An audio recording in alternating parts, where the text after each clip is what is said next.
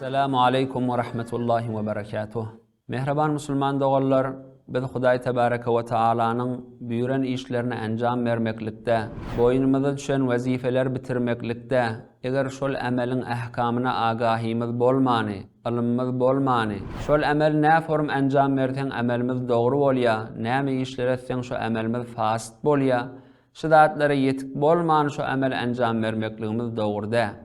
Meselen täret kılmaklykda, gosl etmeklikde, ýa namaz okuýmaklykda ýöne wagtymiz sarf edipde, ol amele agahymyz bolmany, ähkamyna ýetik bolmany, azaýy bedelimizi, ellerimizi, ayaklarymyzy, dillerimizi taat we ibadete sarf etmekligimiz bir şeytany güldürmekden başga bir zat dädir. Hazreti Ömer ibn Abdülaziz rahmetullahi aleyh bir mübarek kefinde şeýle aýtýa: Men amila ala gayri ilmin kana ma yufsiduhu akthar mimma yuslihu diye. Yani bir adam ilmi bolmany, etjek işiniň ähkamyna ýetik bolmany şo iş enjam berse, oň ýetişdirýän ziyanlary, harapkarylary dogurlygyndan kän bolar diye. Oňa göre inşallah biz şu jelesede bir näçe mesailleri ki ibadetiň dogry bolmaklygyna zerer berýär we gynanyşda bolsa kän adamlar şoňa mubtala. İnşallah şolardan bir näçetini huzuruňda aýdyp eşitdireriz. Detlapky mesele rukuň tesbihiniň gurruny. Musulman dogallar rukuda Subhane Rabbiyal Azim diýmeklik 3 defa aýtmaklyk sünnet.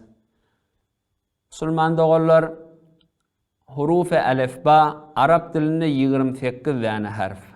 Fars diliniň hurufe alifbasy bilen 10 harfiniň telaffuzy fark etýär.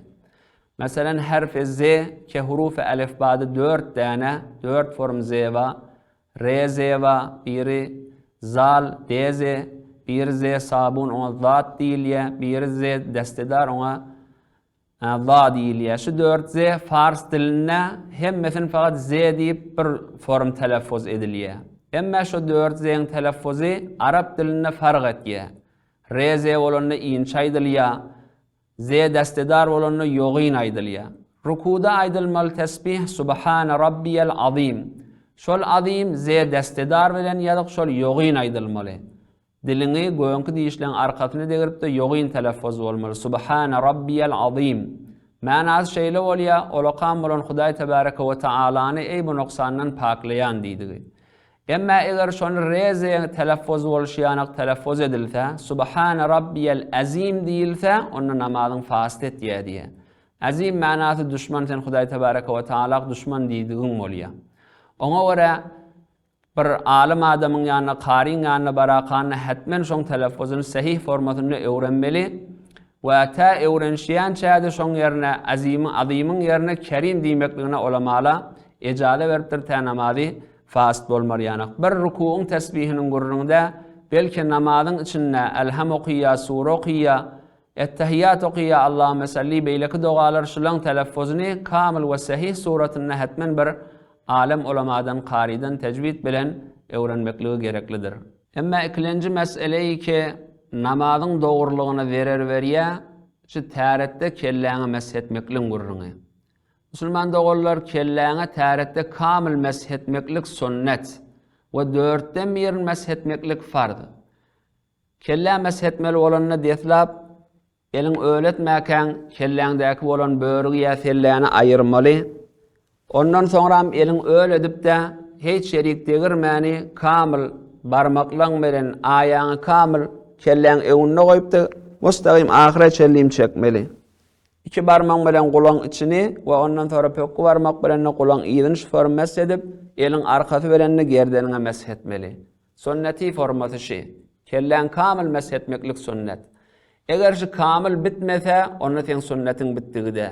Meselen kellesiniň goýuny şeýle meshedik gidip ýene öwrülip şu goýunyňdan gelse, kaptallaryna degmese sünneti bitdigide. Eger sünnet bitmese de daim bolsaň, mudam sünneti bitirmän gelseň, onda sen ibadetine kerahiyet gelýär, günahkarçylygy bar.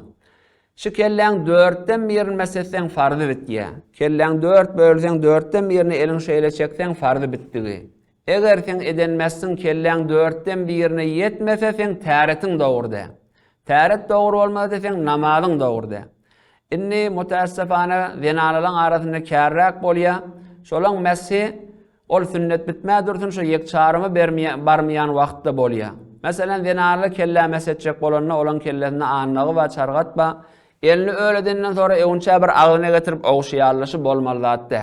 Elin şu öldüğü bilen mustaqim kelle barmaly.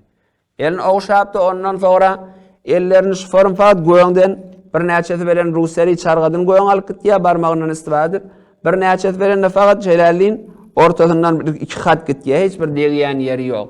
Şu kelle degen yerini hesap edilende 4'ten biri yetjekkä bolsa olan farzı bitmeýär.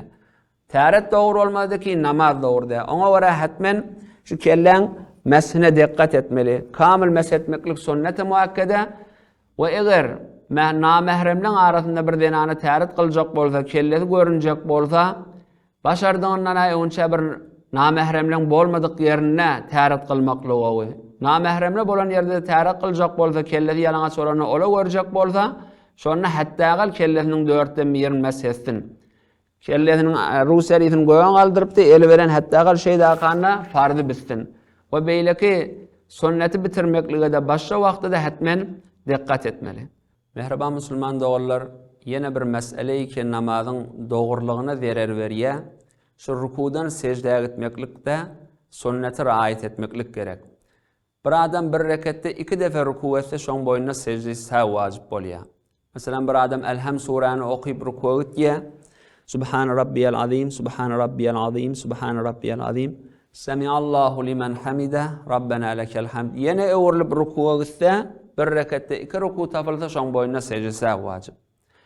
Indi bir adam rukudan defa galanda secde etjek bolanda şol sünneti riayet edip, sünneti formasynda secde etmekle wajib diýär.